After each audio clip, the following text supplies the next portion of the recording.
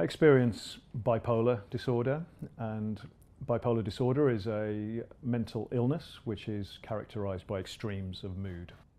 From deep dark depression, where at its worst I can't get out of bed, I can't do my job, and I cannot look after my children, through to periods of mania where I can make very bad financial decisions. I believe I'm invincible.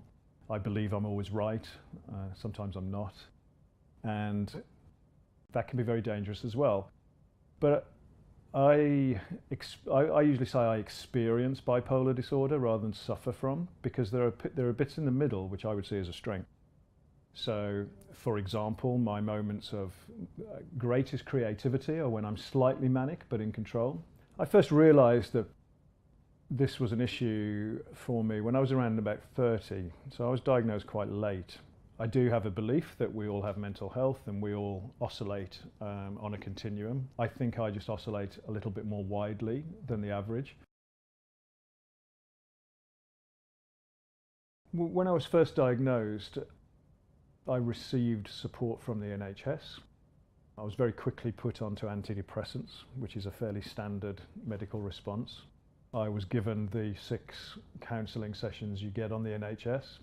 I actually got those very quickly, so I couldn't fault the system at the time. CBT wasn't really for me. I didn't get on with it.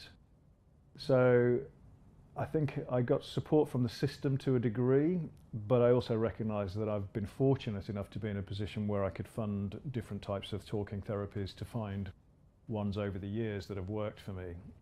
I think the other thing that I did when I was first diagnosed was I started talking to a close-knit group of people. I wouldn't say I was open about my condition, far from it, but I did start to develop a support network of people who would check in with me and see, how are you? And, really just be there for me when I was in difficult times. And those people have sort of stuck with me through my journey.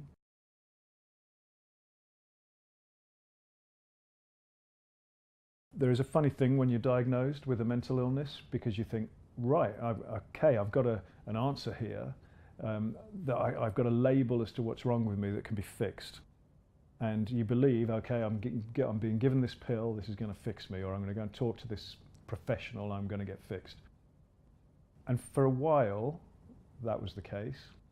But then after a few months, it started to come back, and that is shattering, because you believe the medical profession can fix you, and this issue is difficult to fix, if it's fixable at all. And the lowest point I had was soon after that realization, and then it took years after that for me to get to where I am now, which I think is successful management of the condition.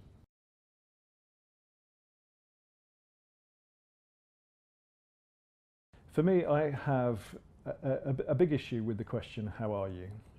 People ask the question, how are you, how are you doing? And then the answer is, I'm good, I'm fine, I'm okay, I'm all right. And then it's almost like a ritual, they've moved on. I want to challenge people to ask that question and mean it, ask it twice if required, and then on the flip side, answer it honestly. Because some of the most meaningful human connections I've had are when a client, a person, a contact has asked me, how are you doing? And I said, well, I'm not doing so great today. I'm a 6 out of 10. I've got out of bed, but I didn't really want to, and I'm struggling a bit. And then that person has thought about it for a second, and said, well, yeah, I'm feeling a bit anxious because I've got a deadline and I've got a holiday coming up and I'm not sure how I'm going to make it all fit. And then we've spoken about that for a while and then got on to our business, but we've left that meeting feeling really connected.